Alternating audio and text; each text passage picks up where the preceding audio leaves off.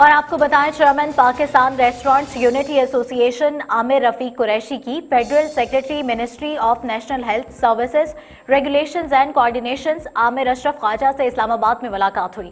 ये मुलाकात वजीर आजम इमरान खान की हिदायत पर हुई है।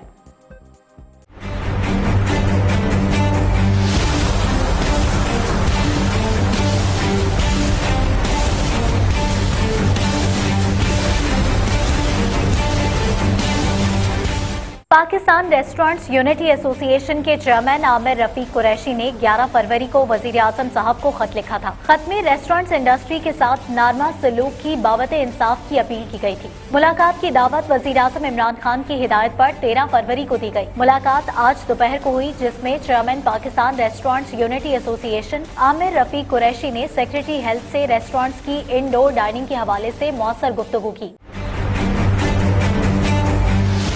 आमिर अशरफ ख्वाजा ने यकीन दिलाया कि वो इंडोर डाइनिंग खोलने के हवाले से कैबिनेट मीटिंग और एनसीओसी में आवाज उठाएंगे। आमिर रफीक कुरैशी ने कहा कि इंडोर डाइनिंग जल्द ही खुल जाएगी।